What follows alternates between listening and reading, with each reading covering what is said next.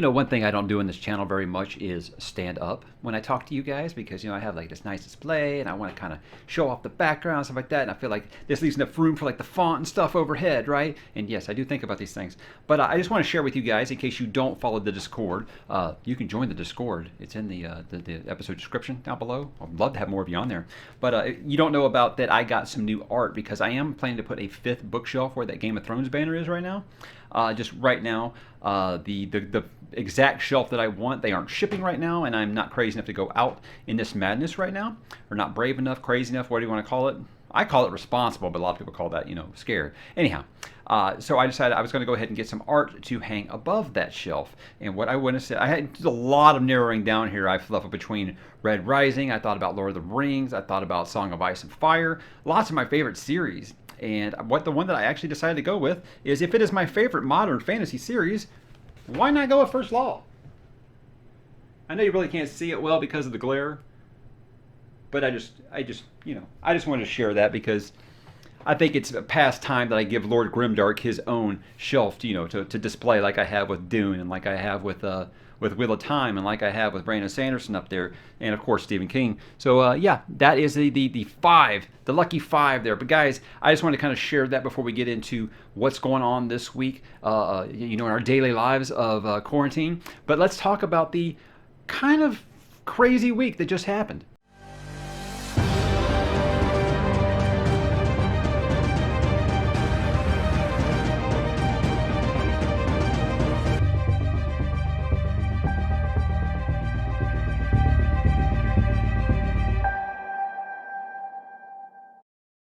Hey, what's up, bookworms? Mike back with another weekly update, and it was kind of a slow week because, real life is still going on right now, and real life has become complicated because things have changed quite a bit with what's going on in the world right now. Excuse me. And I actually do have, like I have told you guys before, I'm in the last semester of business school, and I have what is called a Hell Week, and because of that. Hell Week, let me sum it up for you guys if you don't know. At least this is what I've always said. Any week where you have 3 exams or more in one week and it's not finals, that is what I've always called a Hell Week. And I think the reason that happens is because they had to shuffle the schedule around because of, what's going on right now that we can't mention. And so a lot of these professors had to update their schedules, and they're like, well, I'm not going to actually I'll eliminate a week of work, but I'm not going to eliminate a test. We'll just move those up. Some move one back a week, another one move one up a week, and another one that was on the normal part of the schedule. So I had 3 exams this week, so that really kind of cut into everything. But I still, had time to play just a little bit. Excuse me. So yeah, obviously I've been very, very tired, so coffee is an order of the day. All right, so let's talk about some things that actually happened this week. First, I just want to say thank you. We've actually hit another kind of a milestone. I never really mentioned it before when we actually crossed 5,000. I said we were going to have like a thing, and then we never did anything. Well, we just crossed 6,500. Now, I'll go ahead and tell you that those numbers are starting to slow down. There was a big bump there where I was picking up like 100 a day, and I was like, wow, is a snowball effect finally happening? But it started to slow down. We're about half that speed at this point, which is still incredible growth. Don't get me wrong. I just continue to be just amazed and humbled that anybody wants to hear my book opinions, right? But it's gotten it's slowing down a little bit. But what I said at the beginning of this year when I was doing my projections, and yes, I used to work in this kind of stuff, so I do this stuff. I crunch the numbers and anything. But my estimate was 3.2 thousand at this point. And we are at 6,500 plus. So again, thank you guys. It's amazing. It's amazing. And my year-end goal was 7,500. So right now I'm like, at this point, I feel like 10,000 should be like the new number. But everybody's telling me you're being way too conservative with these numbers. But I know it's going to eventually slow down. There's only so many people who care what I think about Wheel of Time. And now that I'm about done with Wheel of Time, they're not going to want to hear me talk anymore, right? Let's talk about Wheel of Time. I continued reading The Towers of Midnight despite the Hell Week. I didn't get as much into it as I like. I'd say I'm about halfway at this point. I think chapter 25 is where I stopped this afternoon. Like I said, I felt like it's just been a crazy week with school and kids, stuff like that. So I haven't been able to read as fast as I would like to. And what I'd like to do with Wheel of Time books, and I've told you guys this before, I like to read in like 100-page bursts, so I don't like to do it when I'm going to be interrupted a lot. So what I've been doing in the meantime there is just reading some Dresden Files stuff, because I feel like, you know what, I can read a chapter at a time and stop. With Wheel of Time, I like to really get into it. And if you guys don't know, I did my wish list for the Towers of Midnight earlier this week, and I'll say that there's already some things that have come true with that wish list. Some right off the bat, so it's very, very interesting. My opinion of it so far is that it has started a little slower than I expected. I'm like, this is the penultimate book. Things should be moving like a freight train at this point, but I do feel like it kind of started off a little slow with certain characters. There are other ones. Really, right now, if it isn't a Matt chapter, it just seems okay. Matt chapters are by far, in a way, the best right now, and Rand, but he's, I knew Rand wasn't going to have as big a part in this book since he has such a big part in the last one. But, yeah, that's kind of where I'm at right now. I'll just gonna say that my love for Nynaeve continues to grow. That's all I'll say. That's all I will say. But I did mention Dresden. I did continue reading that. I'm on Proven Guilty right now.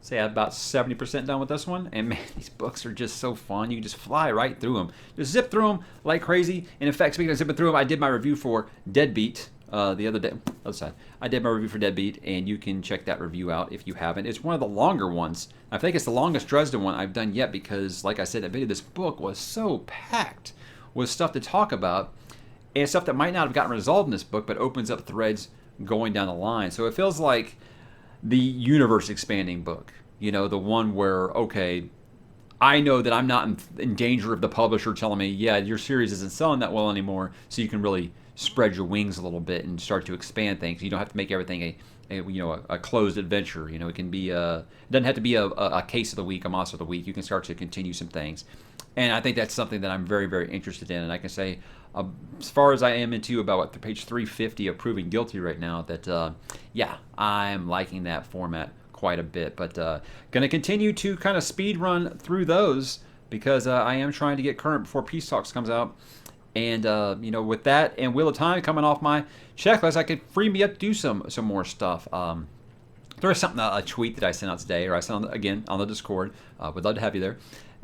Where I've talked about the Faithful and the Fallen series by John Gwynne a lot, and it seems like I'm starting to bring it up every single week.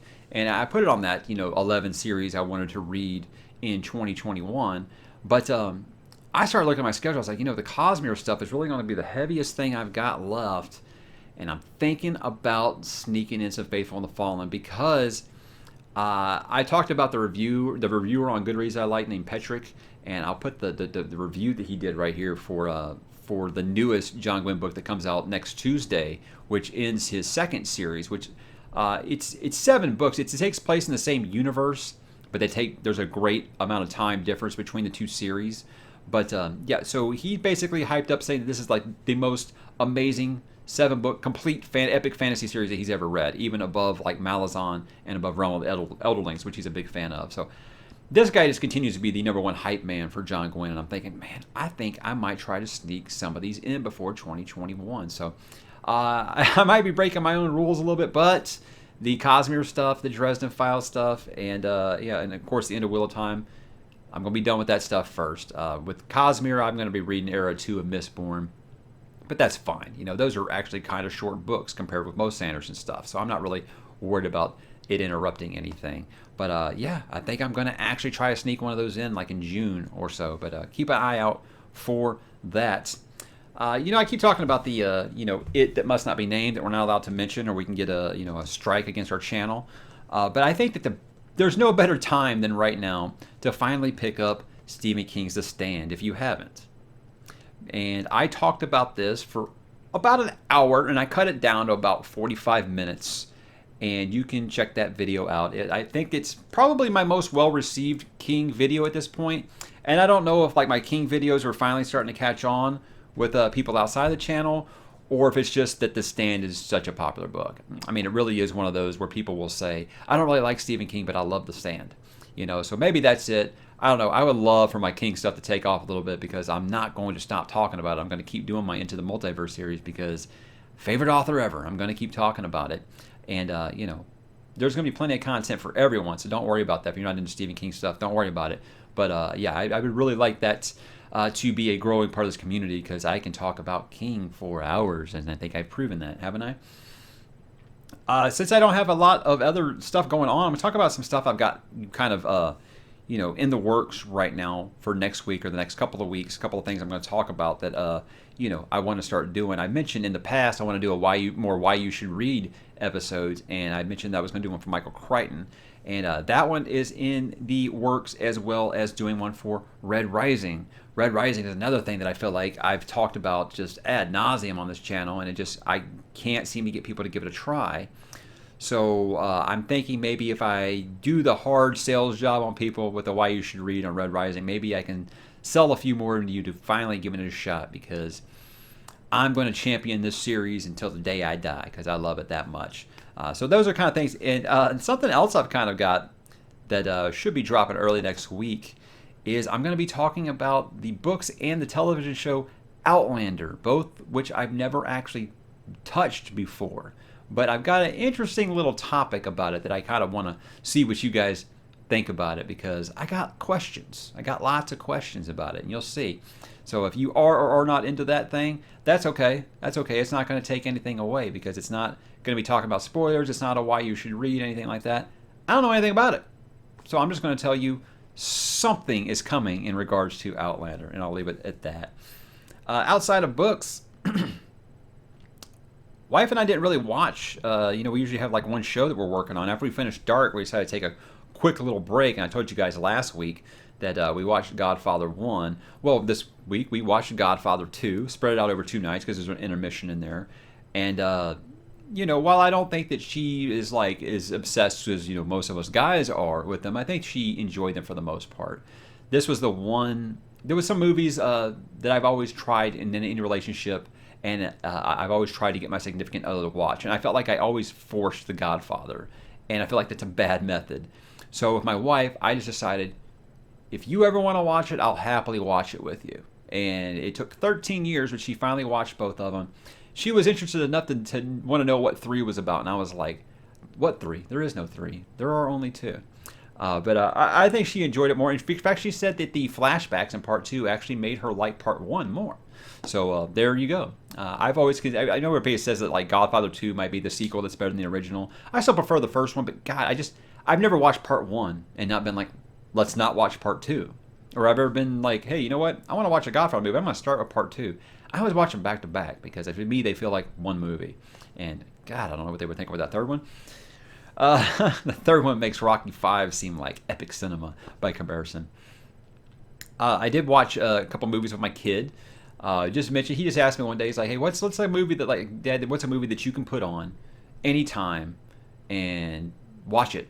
And I wanted to go to like Star Wars and stuff like that, and I was like, we always watch Star Wars, so I said, Back to the Future. Back to the Future is one that I can put on no matter how many times I've seen it. I'm going to watch it. I'm going to quote it nonstop. You could put the movie on mute, and I could recite it for you, the soundtrack and everything. And he's like, oh, I like that. Let's watch it. He liked it. The first time he tried to watch it, I think he was like 4 or 5. And he was still kind of coming to grips with exactly the concept of time travel. Well, this time, he's got it full bore. So we watched the whole trilogy this week. And I just want to say that I think that trilogy has aged incredibly well. Sure, they got some things wrong about the future, stuff like that. But I just mean like the special effects have aged well. The acting is amazing. There's nothing that just seems like, oh, ouch, that is painful. Nothing. It's so charming. And I'm glad they never made a part 4. Because I feel like it would have got Kingdom of the Crystal Skull if they had, where it kind of takes away from that original legacy. So, I mean, it sucks that Michael J. Fox got sick, but I'm glad that they never made a part 4, because I felt like it would have kind of tainted it. But, guys, if you haven't watched Back to the Future trilogy by now, I don't know what's wrong with you. There's no better time right now than when you're locked in your house, right? It's such a great series. Fortunately, I don't think it's streaming anywhere. I've got the Blu-ray set, so we actually watched the Blu-ray set. But, God, it's so good. Biff. I will say Biff is, besides Darth Vader, that's my favorite movie villain of all time, is Biff. So many things I say. And, the whole week my kids been saying, hey, butthead, so hey, I deserve that, right? So make like a tree and get out of here. What else? We're going to start Dark Season 2 here, I think actually tonight we're actually going to start Dark Season 2. I wanted to take a quick little break, let everything resonate. My wife wanted to make like a not like a flow chart, but like a family tree of everybody. And if you've watched the show, you understand how complicated it is and how there's like 3 different versions of everybody going by the timeline. And so she wanted to make like a little, not a cheat sheet, but just something to make sure that, she didn't forget anything, or we didn't forget anything in between season 1 and 2. And also I said, I got 3 finals this week. I don't need anything that heavy right now. So I'm going to start it, sometime this week, or like I said, probably tonight. I don't think we've got anything going on. Depends on if the kids cooperate. As with everything right now, depends on if the kids cooperate. Outside of that, man, just some very, very little bits of gaming. I told you last time that I started watching the Castlevania series on Netflix, and it just really made me have some nostalgia for those old games. So, what I bust out the original Nintendo, and I played Castlevania 1 and 3. Didn't play 2, that's for a conversation for another time. And started playing Super Castlevania 4 on the Super Nintendo before I had to, like I said, school got in the way or whatever. But good nostalgia with that. I love those games so much way back when I was a much younger man than now. And what I'll say is that while I've been saying that Doom Eternal is super freaking hard, so I say, oh, okay, I'll take a break and play the Castlevania 1 and 3, which are super freaking hard. So, didn't really help remedy that any. But if you have the opportunity to go back to those, I think on the PC they have a Konami collection that has Castlevania, like a bunch of them all on one thing. Doesn't have Symphony of the Night, though. Of course not. Still can't believe we don't have Symphony of the Night on the PC. But yeah, I always will recommend that you guys check those out if you haven't, just for the whole sake of it. But again, it's one of those things, I don't know if the nostalgia is all it'll speak to you. If you didn't play it when you were younger, I don't know how it'll work for you now. But yeah, watching the show really made me have some nostalgia for those old games, and I'm glad I'm able to revisit those things. But guys, that is it for me this week. Like I said, I think I've got more in the plans than I actually was able to get around to this week. But next week, it's a little lighter on the school schedule, so hopefully I can get back to regular things. Maybe I'll actually finish doing the Mistborn trilogy for you guys. I don't know. We'll see what happens. But thanks for watching, guys. Everybody, as always, stay safe, stay home, do what they're telling you to do, and I will talk to you in the comments below.